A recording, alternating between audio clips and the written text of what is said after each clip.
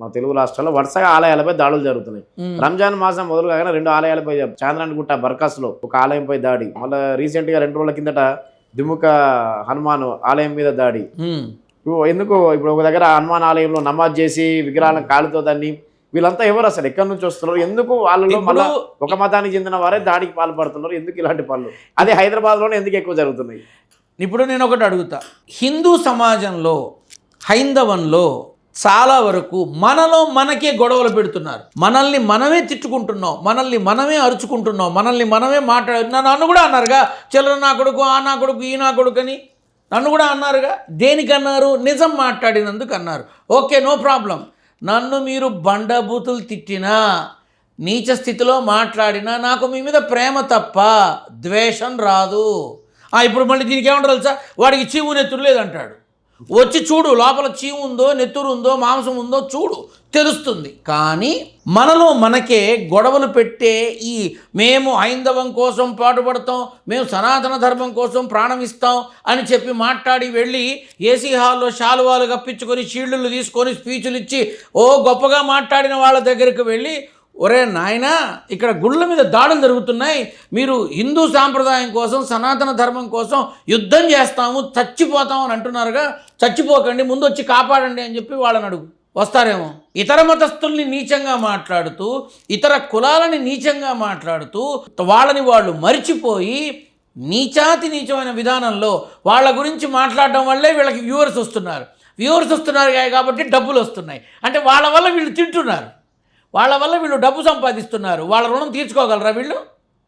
కాబట్టి హిందూ సనాతన ధర్మం కోసం పాటుపడే శ్రామికులు, రక్షకులు అని చెప్పుకుంటున్న ఒక 1/2 మంది ఎవరైతే ఉన్నారో వాళ్ళ దగ్గరకు వెళ్ళి ప్లీజ్ వచ్చి ఆలయాల్ని కాపాడమని చెప్పాడు. ఇది కేవలం అవతల వాళ్ళకి మనం ఇస్తున్న అవకాశం.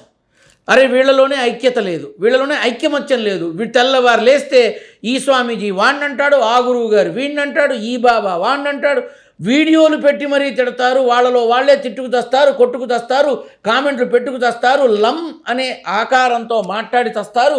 కాబట్టి వీళ్ళకే దిక్కు లేదురా అనే ఒక భావన అందరికీ వచ్చింది. కాబట్టి ఇప్పుడు అందరూ కూడా ఆలోచించాల్సిన అవసరం ఏంటంటే, దయచేసి మన ఐకమత్యాన్ని ప్రపంచానికి చూపిద్దాం.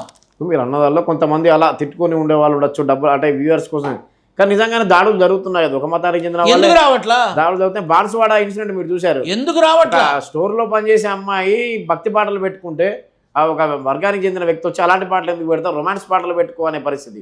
ఇప్పుడు బాన్సువాడలో కర్ఫ్యూ 4-5 రోజుల కిందటి వరకు. అవును, మరి ఎందుకు ఆ పరిస్థితి? ఈ పరిస్థితి కేవలం మనలో లేని ఐకమత్యమే, కేవలం మనలో లేని ఐకమత్యమే, వేరే ఏమీ లేదు. తెల్లవారు లేస్తే యూట్యూబ్లో అనేకమైన విధానాల్లో, అనేకమైన ఛానల్స్లో హిందూ ధర్మానికి మచ్చపడే విధంగా, మకిలి అంటే విధంగా ఒకరినొకరు తిట్టుకోవడం, మాట్లాడుకోవడం ఏదైతే ఉందో, మరి ఇది అవతల వాడికి అవకాశమేగా. డివైడ్ అండ్ రూల్ పాలసీని ఇంప్లిమెంట్ చేస్తున్నారేమో. సో మన హిందూ సాంప్రదాయం, మనం ఇప్పుడు జూబ్లీహిల్స్లో, బంజారాహిల్స్లో ఒక అమ్మవారి గుడి కూలగొట్టారు. ఎంతమంది వచ్చారు? పెద్దమ్మ గుడి. ఎంతమంది వచ్చారు? ఏమైపోయింది ఆ ఇష్యూ? Any result? ఎవరన్నా ఈ మన ఛానల్లో ఇంటర్వ్యూలు అని చెప్పి పెట్టి మిగతా వాళ్ళ సంగతి అనవసరం, నన్ను బండబుద్ధి తిడతారుగా. ఏమైపోయారు వీళ్ళంతా? అమ్మవారిని కాపాడలేదే. సనత్ నగర్ ఎక్కడో ఒకళ్ళు పరమ నీచాతి నీచంగా మలానికి వెళితే ఆ 2-3 రోజులు దారుణాతి దారుణమైన స్థితిలో ఉంది. మరి ఏమైపోయారు వీళ్ళంతా? వెళ్ళలేదే. మైకులు పెట్టుకొని యూట్యూబుల్లో ఛానల్స్ పెట్టి ఛానల్స్లో ఇష్టం వచ్చినట్టు మాట్లాడేసేసి మన కసి తీర్చుకుందాము అనే విధానాన్ని పక్కన పెడదాం.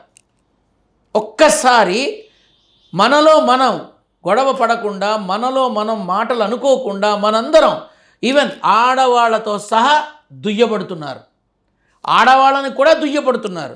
మరి వాళ్ళకి మండదా? వాళ్ళు దుయ్యబడుతున్నారు. ఈ విధానం ఎప్పుడైతే ఆగిపోతుందో, ఎప్పుడైతే వీళ్ళంతా ఒకటి అని ప్రపంచానికి తెలుస్తుందో, ఖచ్చితంగా మార్పు అనేది యావత్ ప్రజానీకం చూస్తుంది. అసలు హిందూ అంటే ఎవరు? హిందూ అనేవాడు అందరి బంధువు. ఈ సంగతి ఎంతమందికి తెలుసు? రొమ్మిర్చుకుని ముందుకు రాగలిగే మొట్టమొదటి సైనికుడు హిందువు. ఎంతమందికి తెలుసు? నిత్యం భగవంతుడితో మమేకమై భగవద్భక్తితో బ్రతికేవాడు హిందువు. ఎంతమందికి తెలుసు? మాట్లాడతారు కదా ఛానల్స్లో, మేము అది మేము ఇది అని డబ్బు సంపాదించడం కోసమా సభలు, డబ్బులు కలెక్ట్ చేయడం కోసమా ఈ విధానాలు? ఏం సాధించామని వెళ్ళి మనం శాలువాలు కప్పించుకొని షీల్డ్స్ తీసుకోవాలి? ఈ గుళ్ళు కూలగొడుతున్నారనా, లేకపోతే గుడిలో మలాన్ని వదులుతున్నారనా? కాదు, ఇది కాదు. హిందువు అంటే హిందూ సముద్రం అంతా, హిందూ సముద్రం అంతా హిందువు అంటే వాడు అందరి బంధువు. నువ్వు ప్రతి చోట చూడు, మిగతా వాళ్ళు ఉన్నా లేకపోయినా అక్కడ హిందువు ఉంటాడు. అది హిందువు యొక్క గొప్పతనం. కాబట్టి ఇక్కడ నేను చెప్పేది ఒక్కటే, మనలో మనం ఐకమత్యంగా ఉంటే అప్పుడు మన వైపు కన్నెత్తి చూడడానికి కూడా ఆలోచిస్తారు. దయచేసి అర్థం చేసుకొని, ఇప్పుడు నన్ను తిట్టినా విమర్శ చేసినా నాకేమన్నా నష్టమా? నాకున్న ఆస్తులు పోతాయా, లేకపోతే కొత్తగా ఏమన్నా వచ్చి కొండలు నా మీద పడతాయా? ఏమీ కాదు, నేను నాలానే ఉంటా. సీతమ్మ కొడుకు నారసింహుడి బిడ్డ అంతే, ఇంకొక ఆలోచన ఉండదు.